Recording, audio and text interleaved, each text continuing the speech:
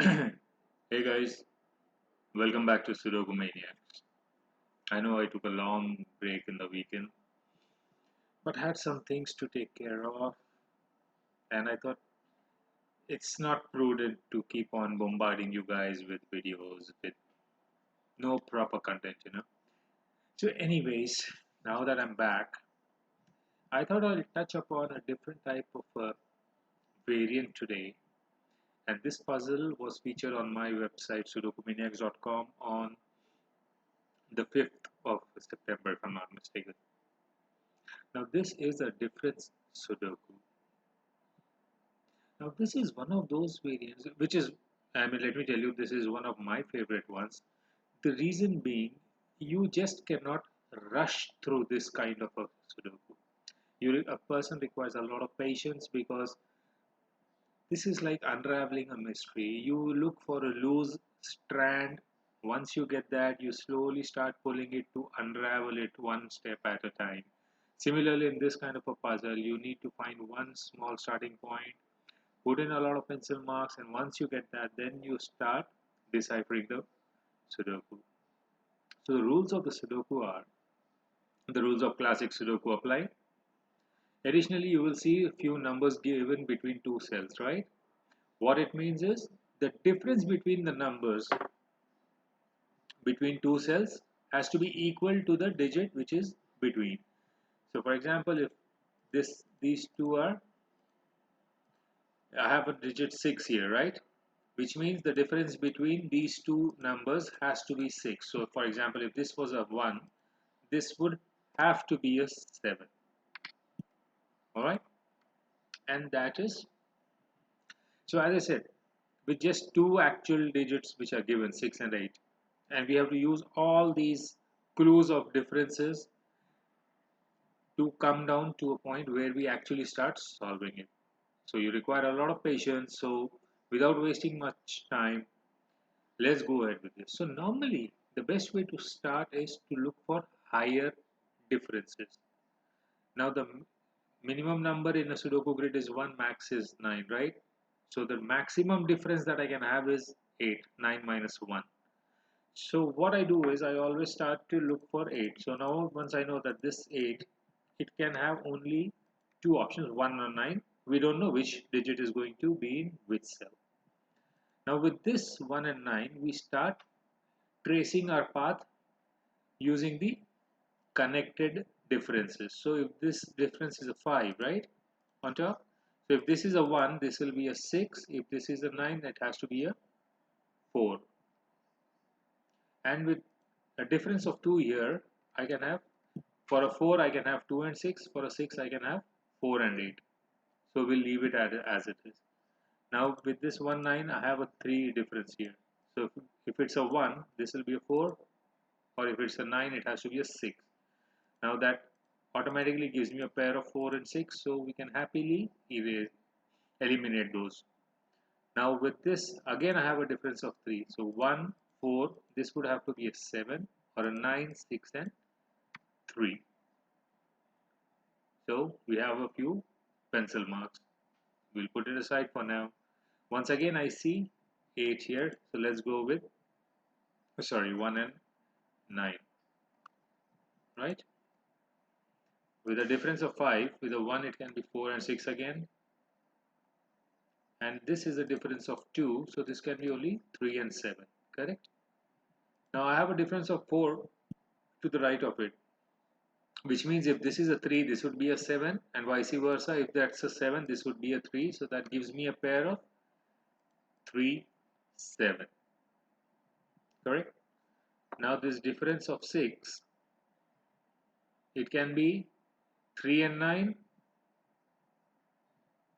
2 and 8, 1 and 7.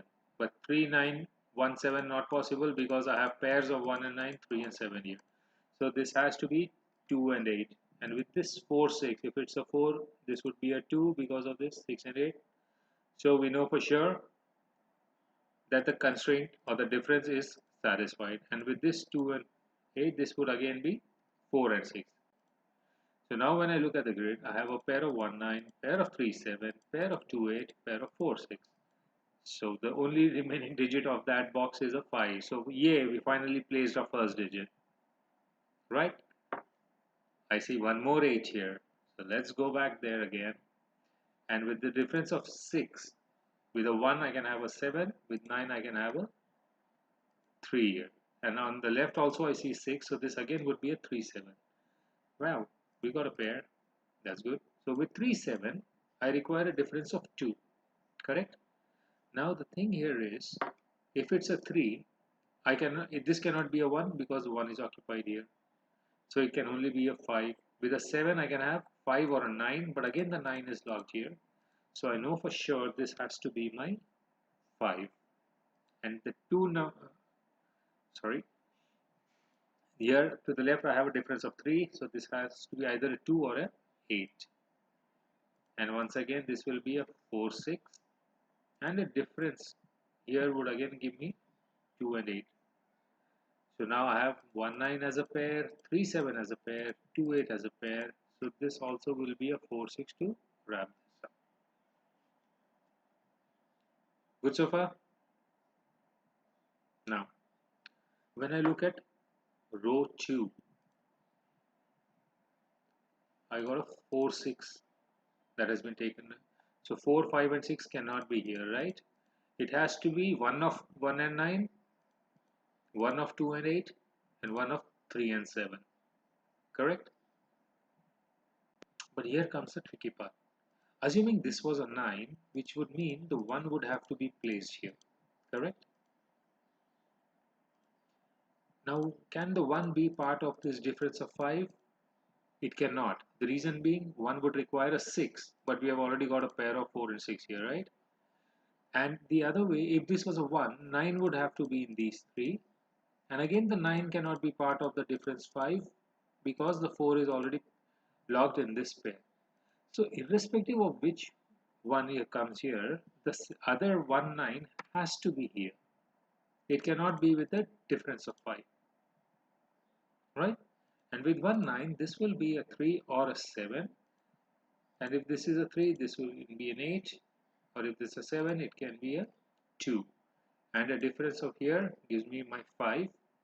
And with this difference, 1 and 6, with the difference of 6, sorry, that can be again a 3 7. So 3 7 3 7. And this would be my 4 6 to complete the row 1. So we have got the 3 5s in the first 3 boxes. As I said, this Sudoku requires a lot of patience. You cannot just rush through it, and that is one of the reasons this is one of my favorite ones. Okay, now I don't see any more 8 differences, right? But the next highest are 7, especially 2 in one box. Now with the difference of 8, we had only one option, 1 and 9. But for a difference of 7, we can have two options. Either it will be 1 and a 9, 1 and an 8, or 2 and a 9, correct?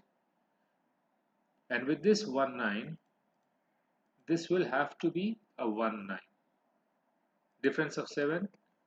So if this is a 1, this will be an 8. If this is a 9, this would be a 2, which again would give me a 1 9 and a 2 8 here.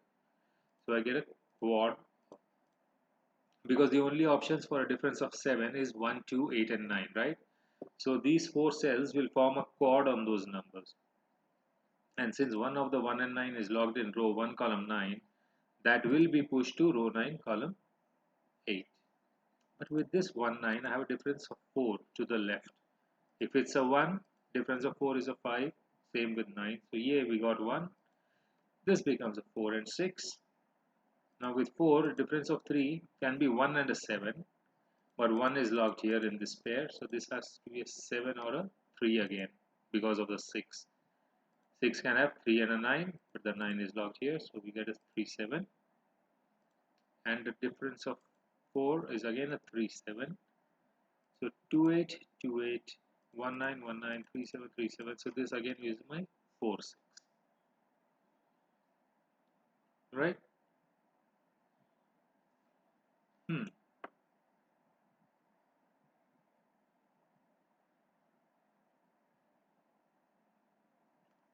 Okay.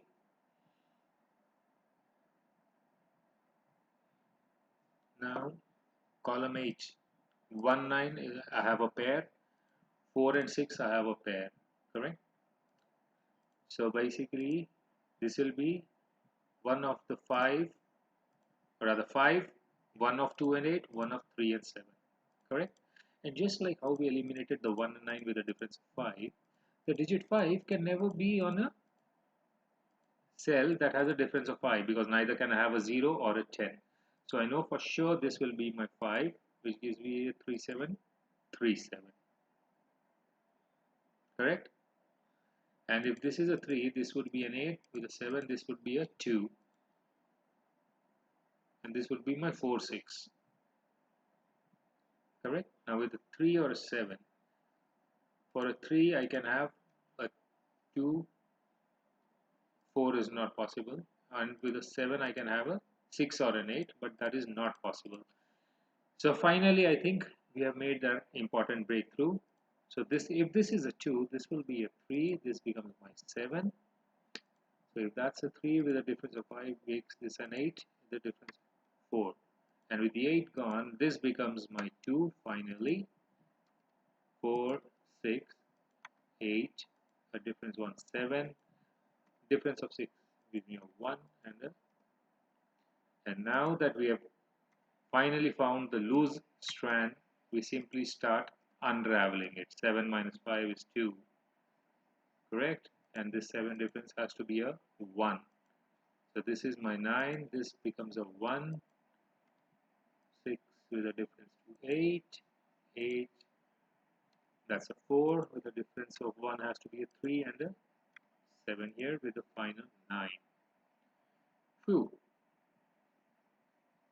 Oh, this was an 8, so this would be a 2, 4, difference of 5 has to be a 9, so this becomes a 1, so that's a 6 and a 3. Now I require 1, 2 and 3. For a 7, I require it can only be 1 and a 2, followed by 8 or 9. So this is 1, 2, 3, 1, 2, 3. Now we got a 7. Let's go here. Let's start filling in the numbers. 8, 8 minus 1 is a 7. Okay, this will be a 1. This becomes a 2. That's my 9. And 3 with a difference. So that's a 6 and a 4. And the last digit here has to be a 4. Correct? So that requires 5 and 7. This is a 7. Okay, let's grab the row 1. So 6 and 8. 7 cannot be here, correct? So that's my 5 and a 7. That leaves 5 and 8. So this box also is completed. And now that we have the 8, that becomes a 9. And you get a 2 with a difference of 7. So 9 minus 2 has to be a 7. This can either be 6 or a 8. But 8 is already there. So that's a 6. With a difference of 5 has to be a 1. Sorry. So that's my 3. This is a 4, 8, and 5. And all the differences are satisfied. So with a difference of 7, I can't have 1 and 8. This will be a 9 and 2. But with the 2 here, that's a 9, that's a 2. And the final digit 5 satisfies the 3. 9 minus 6 has to be a 3. 2, difference of 4 has to be a 6. So 5 minus 2 has to be 7. And the last digit 8. And I require 1, 4. That's okay. Missing here are 3 and 9. So that's a 3, that's a 9, 3, 9, 1. Missing here 1, 7. 7 is there, so that's a 7. That's a 1. So this becomes a 4 with a 1, and finally the 4 and the last digit 2. Yes, the system says we are correct.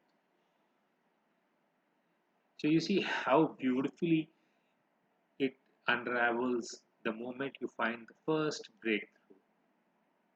As I said, a lot of patience is required with these kind of puzzles, and that is one of the reasons I really love the Difference Sudoku.